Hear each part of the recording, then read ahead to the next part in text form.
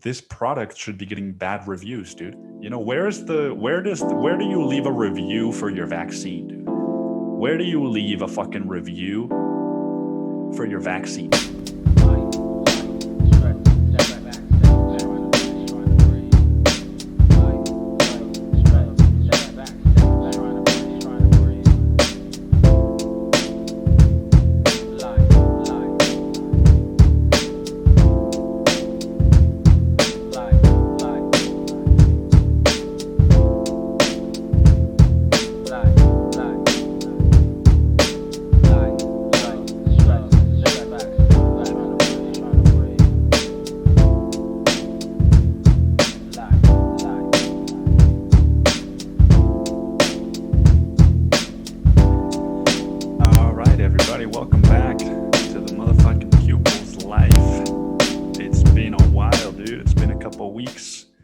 Without, and I'm back, dude. I'm fucking back, but I'm not back with a bang. I'm just fucking back, dude. Okay.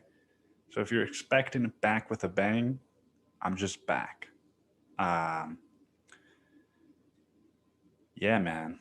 I also didn't really like. There was no real reason for not doing the podcast. You know, just fucking trying to live my life a little bit more fluidly, you know.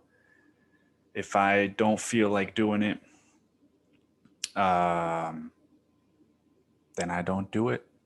You know, at this point, it's not a fucking job, dude. It's a hobby. It's a hobby, dude. And I'll admit that. You know, if somebody asks me, "Oh, you write? Is writing is a hobby?" I'd be like, "No, motherfucker. Writing is not a hobby. But podcasting, it's a hobby, dude.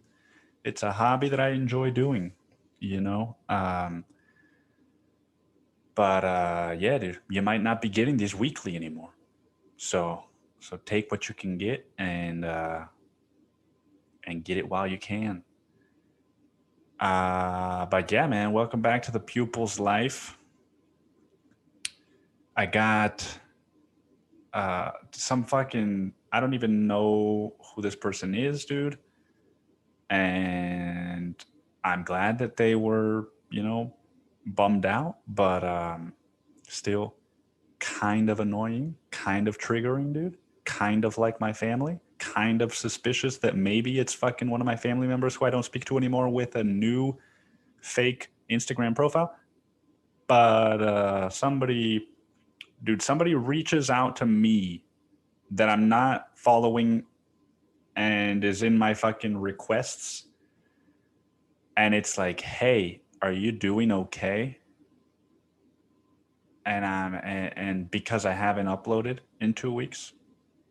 And I guess I was talking about like suicide in the last couple episodes. So like, you know, if I guess there's what's it called, dude? When it's like when you're trying to like figure out if someone's innocent or guilty, and you're like, well, there's a, you know, there's it's not leeway, but there's like, I forget the word, man, but yeah, I get it, but it's also like you don't know me and I don't know you, and so what are you doing? You know, what do you want to know if I'm okay? Why? Who are you? Where do you live? What do you want? You know, how do I know you, dude? Um, but the reason it was triggering, it wasn't actually triggering. I was just like, oh, haha, cool. But like the reason it could have been triggering, and the reason shit like this used to trigger me, is because it's like this assumption, dude, that if I do something different, I'm not okay. You know, if I fucking, I remember one time, and I've probably mentioned this, dude. I'm terrible at knowing what I've talked about on the podcast or not. But I remember one time I wrote a poem and I put it on fucking Tumblr at the time, and my mom and my sister read it, and they had just watched fucking 12 Reasons Why that month. And I don't even remember the poem. I mean, it was maybe like a fucking emotional poem or something, but it wasn't explicitly about suicide. And they reached out and they're like, "Are you okay? We're worried that you might take your own life." I'm like, "Man, fuck you, dude. Fuck you." You know? Um, and then in high school, dude, I remember posting Facebook updates that were just like lyrics from fucking Frightened Rabbit, you know? Like dark fucking lyrics. That guy fucking ended up killing himself, I think. And I was posting lyrics from that guy's music, and the same thing, you know? My mom, just people being like, are you going to kill yourself? I'm like, you know, I feel like that's a fair kind of worry to have. But if that's your first question to somebody that you think isn't doing okay, they're not going to receive it well, dude. And that's like more about you than it is about them, you know? Because, you know, maybe just check in on them first and be like, hey, I saw that you posted a very emotional poem. First of all, I liked it. First of all, I really admire your writing. I think it's great that you can express yourself through that art form. Um, some difficult feelings came up for me while reading it, and I just wanted to check in with you about them because I think I might be projecting here, but you know, you never know these days, and you know, just fucking something like that, dude. Instead of just being like, "Oh my god, are you gonna kill yourself because you wrote about a breakup?" It's just give me some fucking credit, you know? Give me some fucking credit, dude. Already, give me some credit, dude. Give me some credit. Give me some credit. Give me some credit. Give me some credit. Give me some credit. What if I just said that for like a minute straight and you still listened and you were like, give me some credit. Give me some credit. Why the fuck? That should have been a line in The Aviator. Give me some credit. Give me some credit. Give me some credit. Give me some credit. Come in with the blueprints. Come in with the blueprints. Come in with the blueprints. Or no, no. Show me the blueprints. Show me the blueprints. It's come in with the milk. Come in with the milk. Come in with the milk. Dude, I love that movie. I need to watch that movie again, even though it's 3 hours long. Um, so, um, so yeah, man, I'm doing this shit again, and I watched. Nah, I don't even know. Do you even want to talk about that, dude? Yeah, I don't even want to talk about that. That was a while ago. And then I had a poker tournament. Don't even want to talk about that because that was a while ago. Bringing gelato to kiddos a really long time ago, and there's not really much to say about it. Yeah, man. A lot of the shit that's on my list happened a while ago, but I found. Actually, I don't even. I'm gonna wait. I think I already mentioned that I found somebody that I'm going to start doing some more healing with, dude, but it's all been very vague and I don't want to go into it until after I've done it. So I'm going to skip that too, man. Um, yeah, dude. Okay, I hit one of the things that I actually do want to talk about. So, a couple of weeks ago, it was my girlfriend's birthday, and I her brother was in town with his girlfriend, and we all, like me and her and them and her mom and just like a bunch of people, went on Lake Travis here in Austin. And her mom, like, fucking, I guess she like rents out a boat or something like that. And and dude, it was four people in their 20s and three people in their 40s, maybe 50s. And we the young people did wakeboarding. Right, I've never wakeboarded in my life, but they've been doing it for a long time. And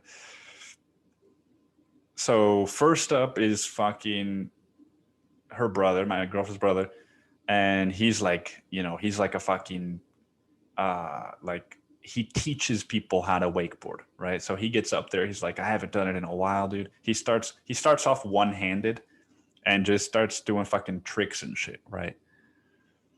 And it's like awesome to watch.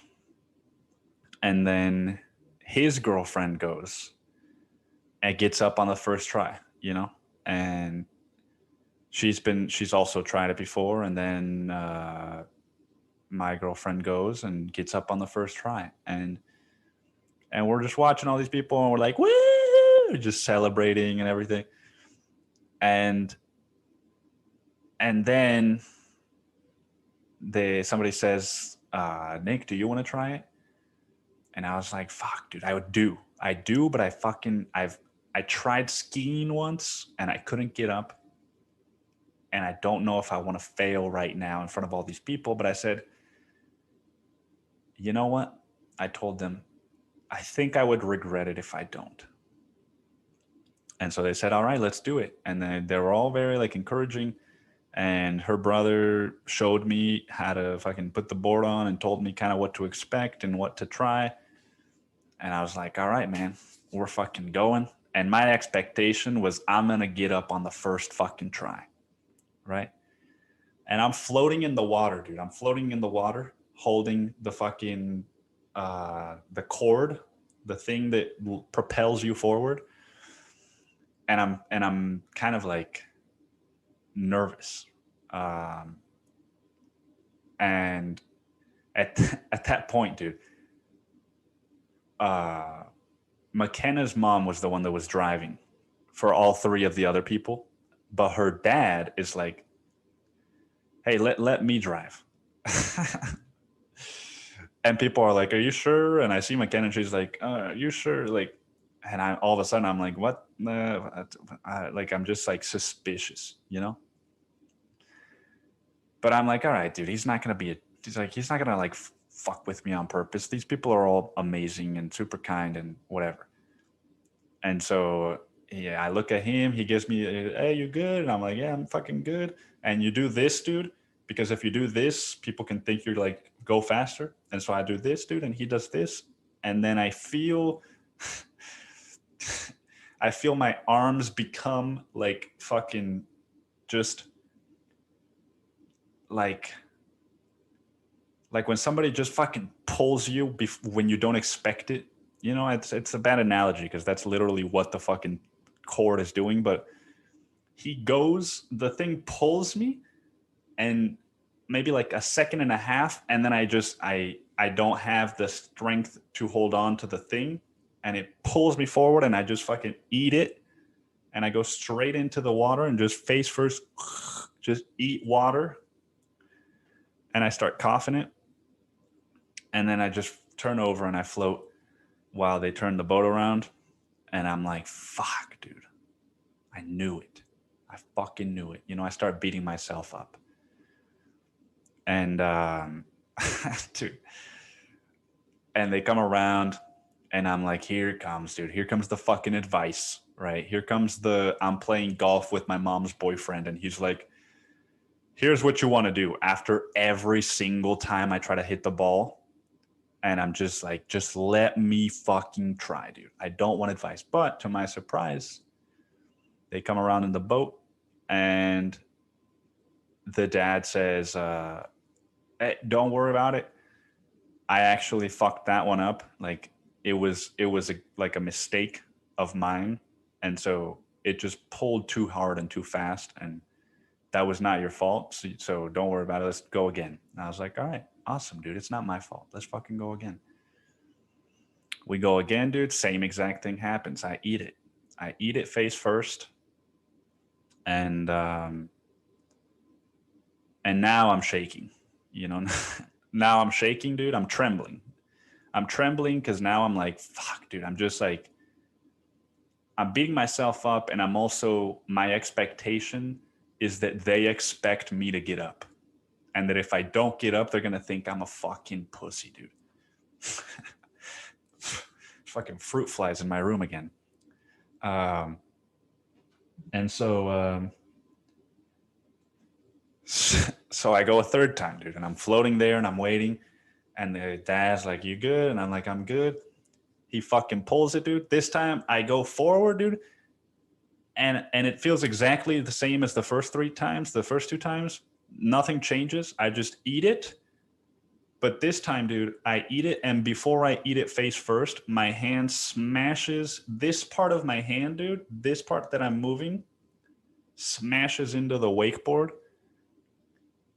And just smashes into it, dude. I collapse and then I like shift into a floating position. Look at my hand, dude, and these 2 fingers are just red.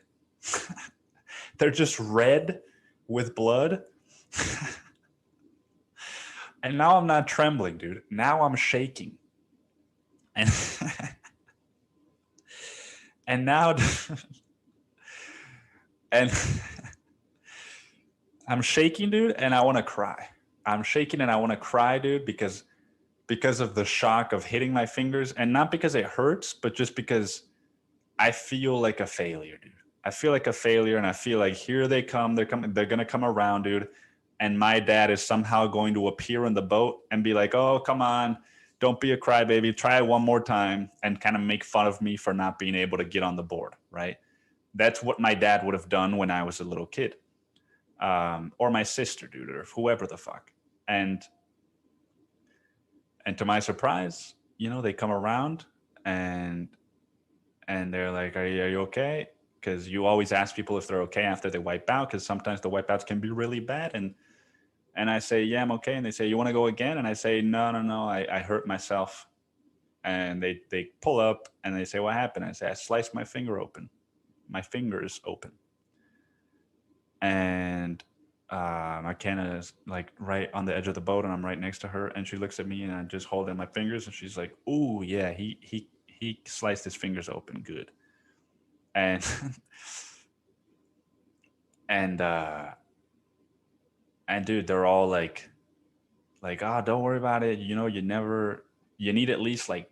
It took me. Her brother said it took me 13 times to get up the first time. And they're all being like so encouraging and like, it's awesome that you tried it. And that's when I was like, oh, I'm gonna cry, dude. I'm gonna cry because this reminds me of what I didn't get.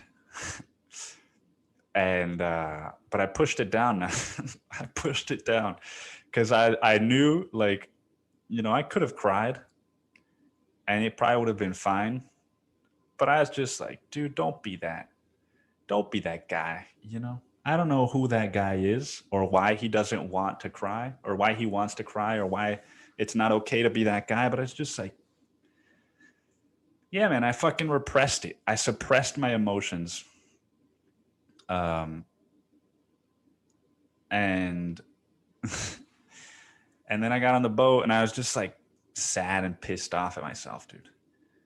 And I got over it. Like 5 or 10 minutes later, but I was just like, fuck, dude. Instead of being like, man, that was fucking cool that I tried that, because I was like really just, I was on the brink of just being like, no, it's okay. Like, I don't want to try it. I'm good, but thank you guys. Like, it was cool watching you. And then I would have regretted it and been like, yeah, you fucking pussy, dude. You should have tried it. You should have at least tried it. Get in the ring, dude. Get in the ring. And it doesn't matter what happens after that, because you tried it, right? And even after I do that, I'm just like, fuck, you shouldn't have tried it. You're a fucking pussy, dude. You're not as good as her brother. You're not as good as her. You're not as good as her brother's girlfriend. And they think that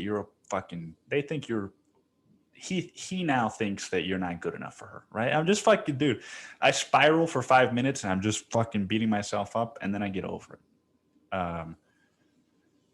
And yeah, dude, it's been so long that my fingers have healed now. Uh, but yeah, dude, it was just funny because it reminded me of that time when I was still in kickboxing, and my trainer pairs me up with a dude that's actually training for an MMA fight. And I start holding pads off I start off holding pads for him, and he's like, "All right, mate, you fucking ready for it?" He's like a fucking British Irish dude whose name is also Nick. And, we're doing the drills. He's like, "All right, mate, you ready for it?" Fucking twists, dude, kicks, and I'm holding for a kick, and he just knocks the wind out of me. And I'm just, just fucking, all the air is vacuumed out of my lungs. And he kicks me twice in succession. And I fall on the floor. I just collapse onto the floor. And he's like, "Come on, mate, get the fuck up, mate. Come on, let's go. You can do it." And just, I push through it. I push through it somehow, and then it's my turn to do the kicks. And after 35 minutes of this, I'm just flat on the ground, and the class is over, and my trainer, Fernando, comes up to me, and he says, "Hey, man, are you doing okay? Like, is everything okay?" And I'm just like, "Yeah, man. Yeah. Everything's good, man." And I just walk out of the fucking gym, tears flowing down my face. I'm sobbing, dude, and I have to ride my bicycle and get on the bus, dude. And that's the life that I have. That's the life that I've had, and the life that I still have. If I'm ever sad on the way to work, dude, guess what?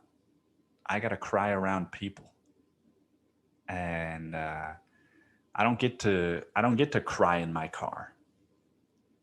I get to fucking cry on the bus. But yeah, dude, it was fun, man. It was fun. We did that.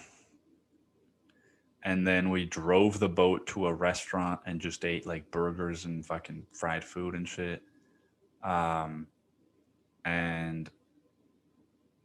it's funny, man. We were on the boat, and her dad pulls out a bag, and he's like, I got all this THC. I got all this. He's got a needle and a fortune cookie.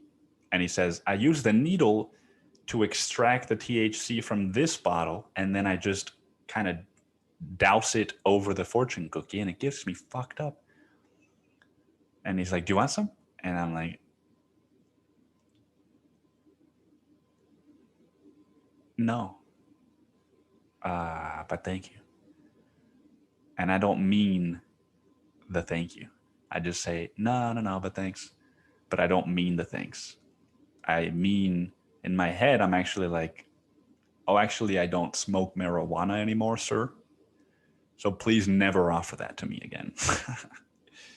Because on the off chance that I say yes, I don't want you to be the cause of my relapse. Because then I will resent you forever, sir, and you are the father of my girlfriend, and we don't want that, do we? But yeah, dude, it's weird that now I'm at a place where I can be around people who are smoking weed and not smoke it or not take it. People doing edibles and shit. But it's a fine line, dude. It's a fine line because, it's such a fucking like thin, just a thin veil, dude. Of like, I'm sitting there, dude. Someone else is smoking next to me, and all it takes is just like "Hey, you want a hit of this, bro?" And I'm like, "Oh yeah." And now 2 years plus of sobriety, dude. Just and then what? And then I'm just like, my hair departs from my skull, and and then I'm high, dude. And I'm just like, "Oh, I haven't. This feels weird, dude. So I like this again." I'm not even gonna go down that rabbit hole, dude. Because honestly, I haven't felt a very I haven't felt a desire to smoke weed in a long time, man. And I still have a fucking tab of LSD, and I'm just like, from the time that I bought the 6 grams of mushrooms, and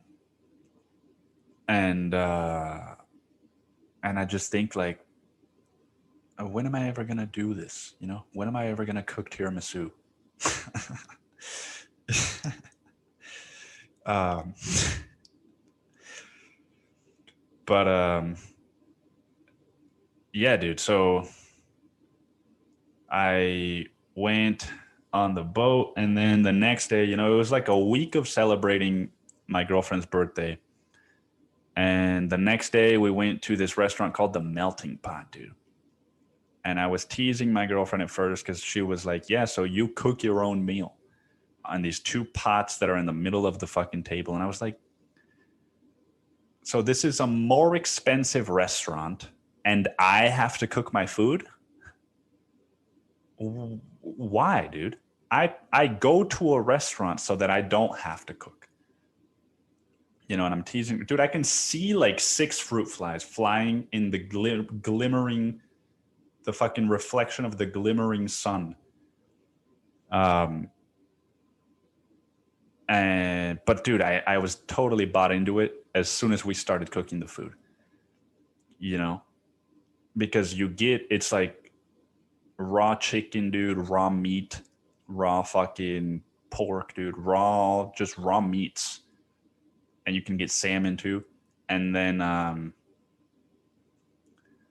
I get the fucking steak, dude, and it comes chopped up already in little pieces, and you get these really long forks, and you stab your little piece of meat, and then it's all different colors, right? There was like 10 of us there, so everybody gets a different color fork.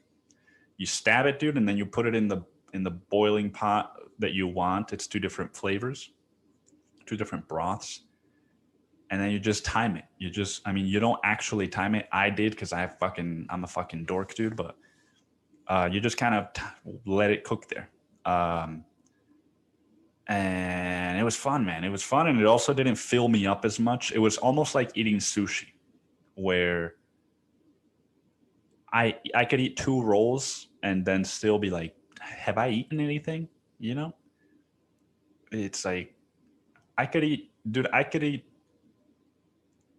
like, and the thing I hate about sushi too is that places can just decide how many little circles a roll is, right? I went to this fucking sushi restaurant in Austin.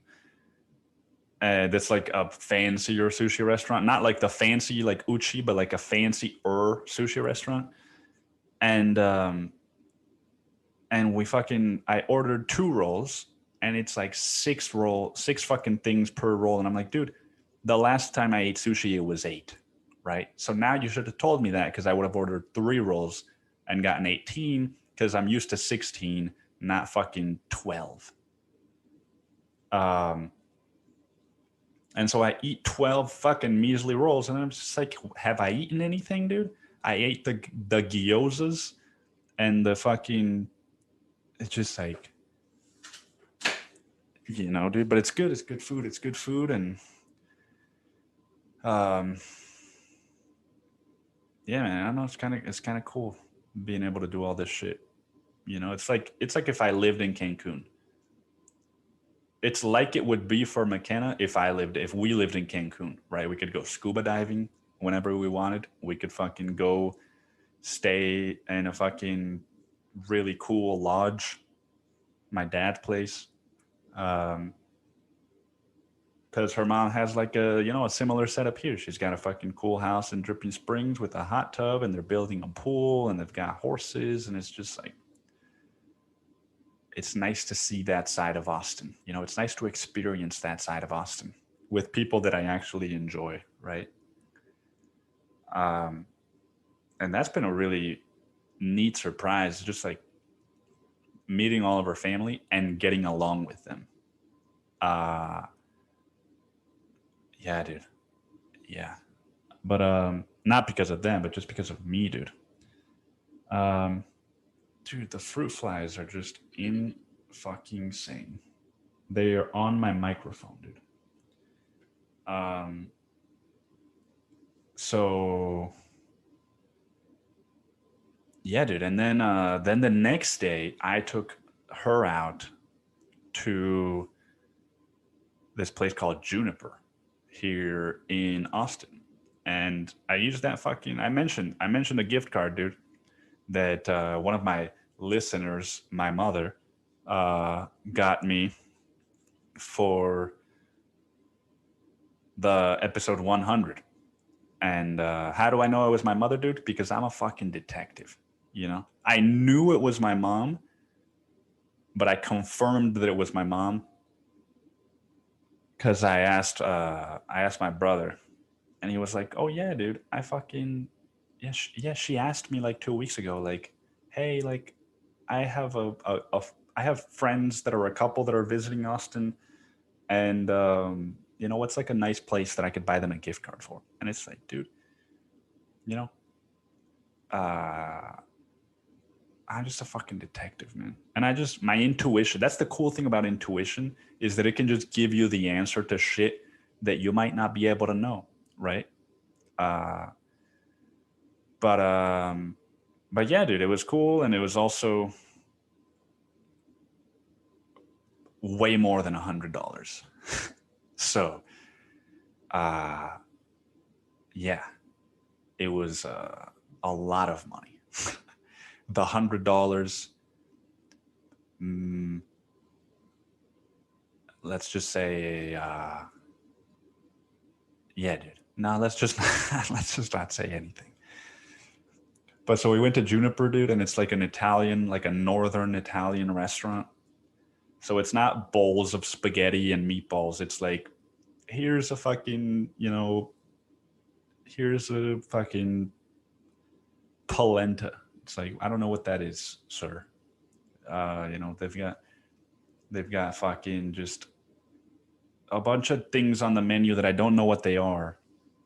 And they're like, yeah, so you order 5 different courses, and we come bringing them out to you one by one. And it's like, do you like anything to drink, dude? And it's just fucking like this dude. The waiter was really nice, and me and McKenna dressed up for it, and we're just like, we made a joke that like we were the only two people there who didn't go to places like this regularly. And I was like, man, dude, everybody here is fucking posing, dude. You know, I looked at people, dude, and they're just staring at each other, eating their fucking expensive food, and just looking at their phones, and and just everybody was so fucking like, just fucking, just like better than thou, kind of holier than thou vibe. And me and her were just fucking laughing, dude, and just being fun with each other, you know. But the moral of that story, dude, is small plates, expensive fucking food. Um, I kid you not. I swear to God, this is not an exaggeration, dude. My entree, like my main course, was 2 pieces of chicken that were this big. Dude, the guy brings an oversized plate with polenta, like a portion of polenta, like just like this big, dude, and flat, right? It's this big. This is the shape of it, and it's like this high up from the plate, and 2 rolls of chicken that are this big, dude. 2 rolls of chicken this big, and it's like $28. and and dude, it's just it wasn't even that good. You know, the experience was nice because I do rarely eat at places where you just get one course and then another and another and another. But like at the end of the day, dude, the food wasn't that good. It was just fucking expensive, man. It's just fucking expensive, dude. Um, but yeah, man. Then the day after that, I think it was the 4th of July, and that day, my stepmom. Well, that day. So to start the story, dude, that day we had plans to go to her mom's place for a small family gathering. Small being the key word. Her brother, his girlfriend, her mom, and her husband, not her dad. It's another stepdad. And then like three other family members, like a part of the extended family, just like three other people. So we're leaving my apartment to go to her mom's place, and I get a text message from my stepmom. And she says, my dad had called me like the day of the boat and told me he had COVID and that he wasn't feeling well. And I was like, fuck. But he sounded kind of okay, right? And he was like, yeah, I'm going to go get another test and blah, blah, blah, blah, blah.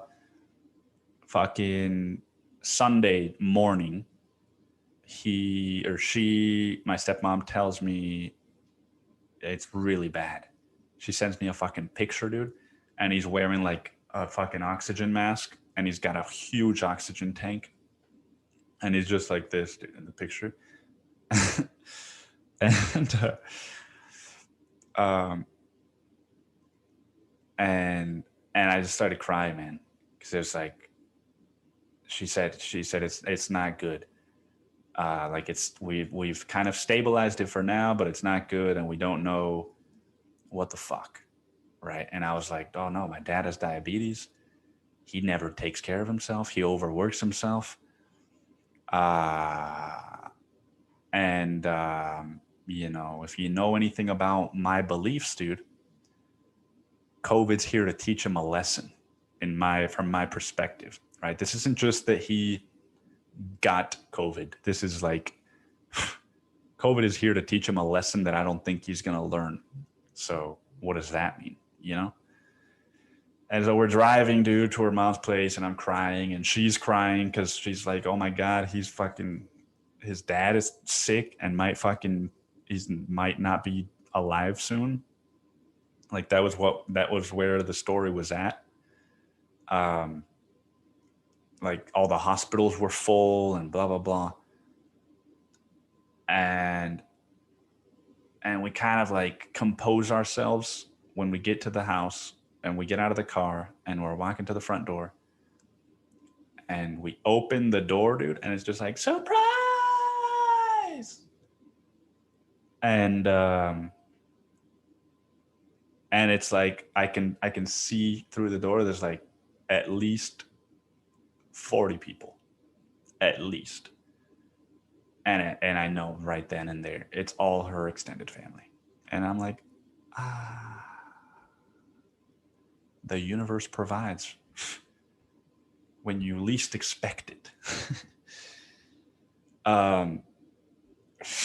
Fucking fruit flies, dude. Nothing pisses me off more than fruit flies, dude. If I could press a button and somebody in the world dies, but no fruit flies can exist anymore, I would press that button immediately. And I would not think twice about it. I would not care about the person who dies. I would not care about their family or their friends or anybody, dude. I would press that button 3 times to make sure that it fucking went through. But yeah, man. And so then it's a surprise fucking birthday party for her because her birthday's on the 5th. And it's like a mix of a July 4th celebration and her birthday. And it's just all of her extended family, cousins, uncles, fucking nephews, nieces, just old people that aren't even a part of the family. And I gotta be honest, dude. Fucking just killed it, dude. Like having the dad thing in the background was just like oh, dude, any behavior is excusable. And so I was like, oh, I don't have to worry then. Because fuck you, fruit fly. Dude, it fucking hit my fucking eyelash. Nah,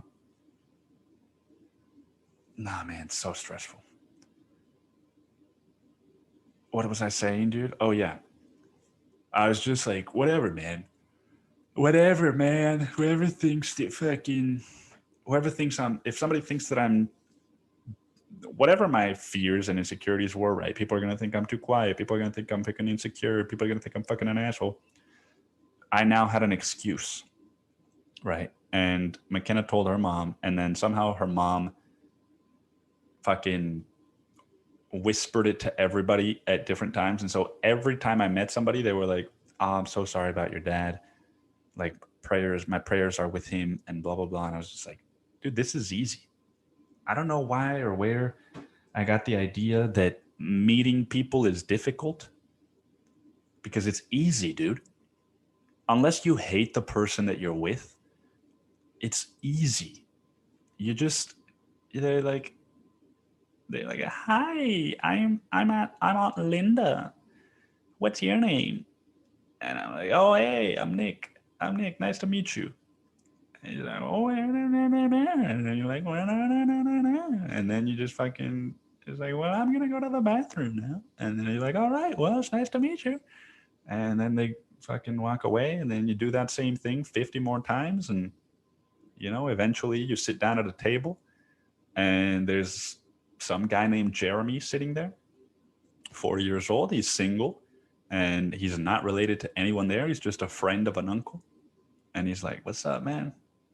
What's up? So you're Ken's boyfriend, huh? So what do you do, man? What do you do?" Just fucking like, and then you're like, "Oh, dude, well, this is what I do. What do you do?" And then he's like, "Oh, well, I fucking do this." And then you're like, "Oh, what do you know, dude? What do you know?" Uh, and yeah, dude, I don't know. It's just like I don't. I think in the past, I felt like I had to tell people I did something special. Whereas now, just like they're like, "What do you do?" And I tell them what I do, and I don't care. And yeah, I don't know, dude. You just tell people what you do, and then you have a conversation with them, and then you can ask them questions. If you're insecure about yourself, then you can ask them questions, and they're gonna like you even more. Um, and yeah, I think there was so many people that I was just like a ghost. And it was her birthday, and it was 4th of July, so it's not even about me. And it's just like I could just breeze through this. Find a comfortable couch, and just fucking sit and eat. There's barbecue and food and fucking cupcakes and shit. And it's like, what's not to like about that, man?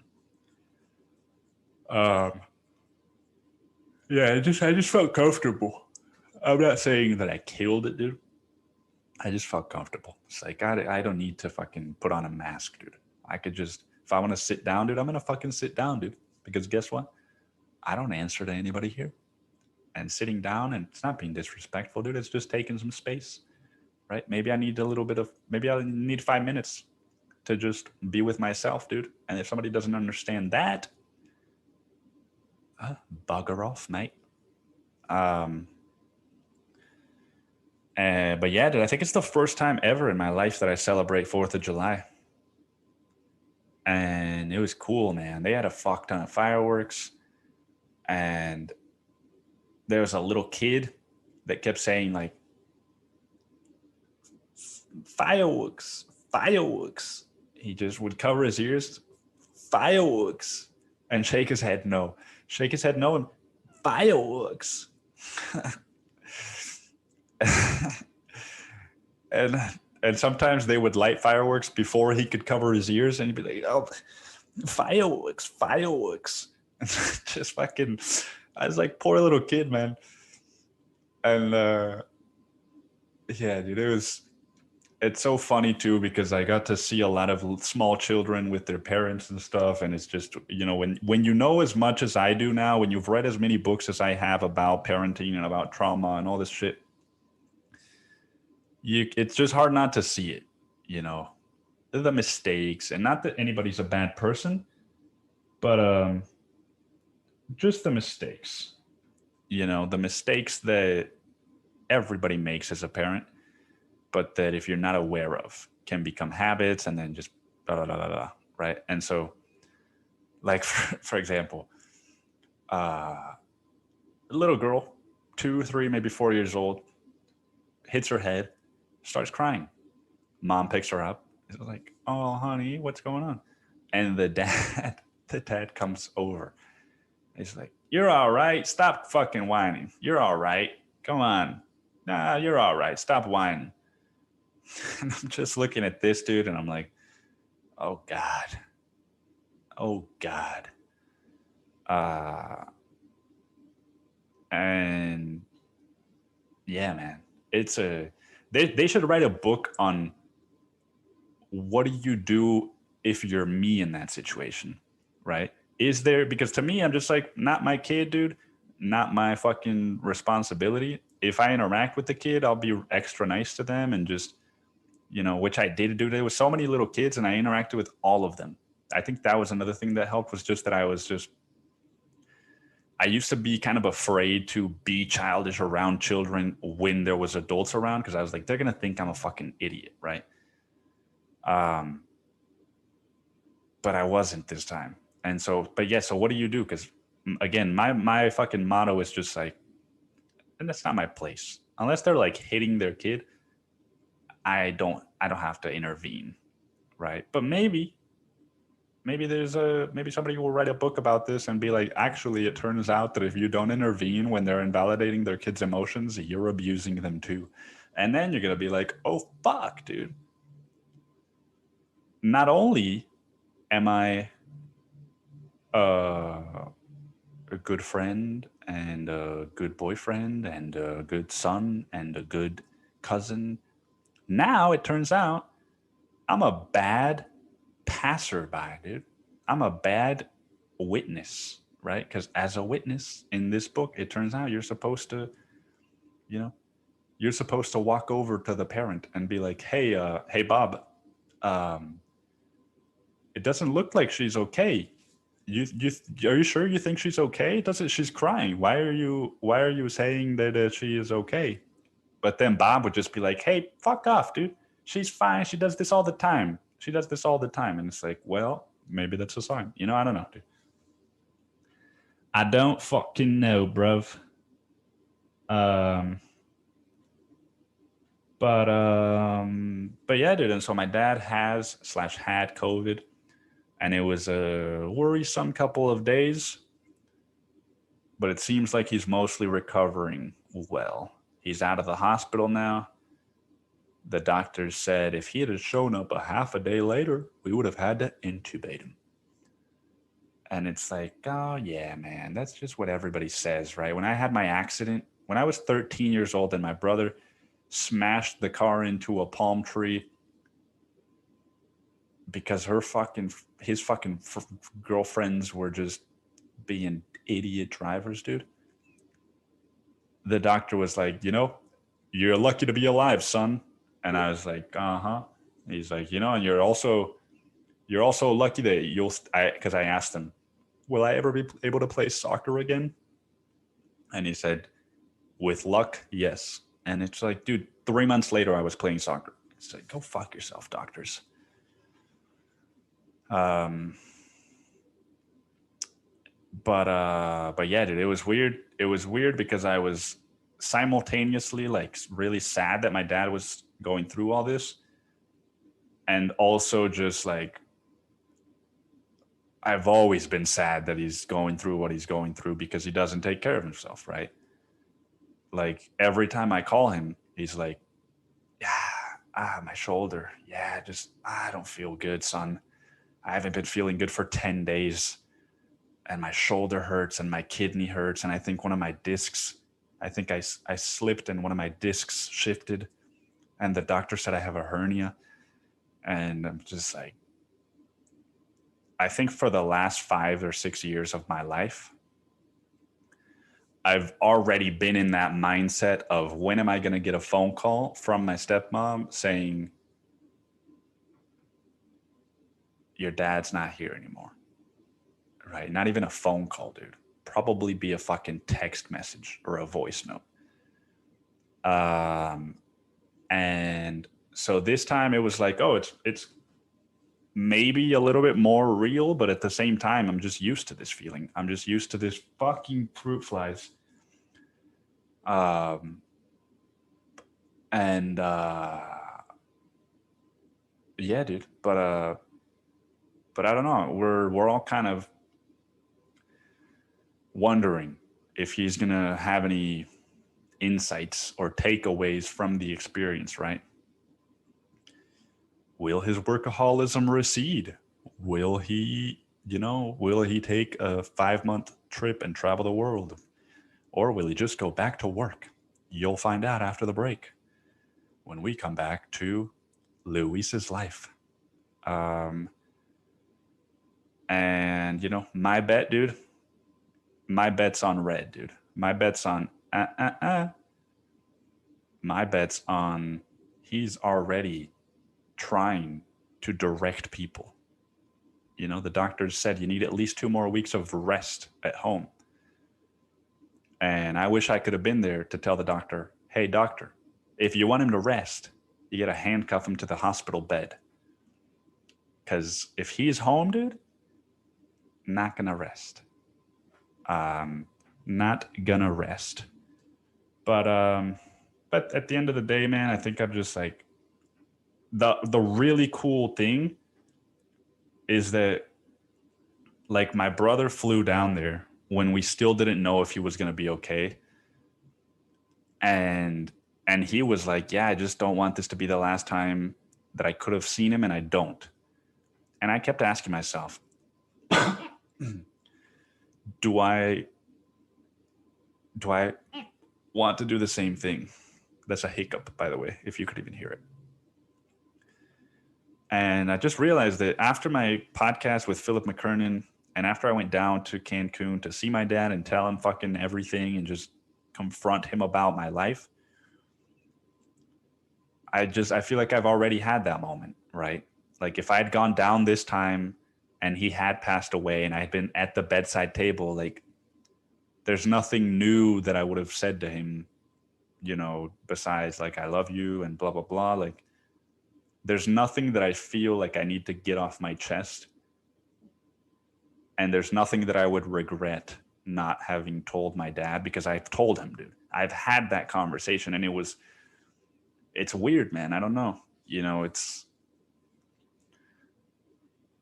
a unique situation to be in, where you're just like, you hear about all these people saying like, yeah, I wish that I had cleared the air with my father before he passed, but I never did, and now I never will. And it's like, oh, well, I already have. So yeah, dude, I didn't really feel like, if anything, I think I felt guilt, like, oh, maybe I should go. But I didn't want to go. I didn't want to go because go and fucking do what, dude, right? Just hear him tell me that he wants me to get fucking vaccinated. It's like, that was the thing. That was his takeaway, was like, you guys need to get vaccinated so you don't go through this. Because I got vaccinated and look what it did to me. And it's like, where's the logic in that, sir? Because if I hadn't have gotten vaccinated, it would have been much worse. Oh, that's not what the advertising for the vaccine says, dude. That's not what the advertising says. The advertising is different. This product should be getting bad reviews, dude. Where do you leave a review for your vaccine, dude? Where do you leave a fucking review for your vaccine, right? It's like, are you satisfied with this product? Well, actually, dude, as soon as I took it, like, I couldn't feel my whole left arm for 3 days. So I couldn't work for 3 days. And turns out I'm in the service industry. And so I lost $300 worth of extra money on top of the day off I had to take to get the vaccine. And now I'm getting like Krispy Kreme advertisements. They're like saying I can get free donuts. And I don't recommend people get this unless you just don't want to feel your arm for 3 days and get a high fever and just feel like shit generally for 3 days.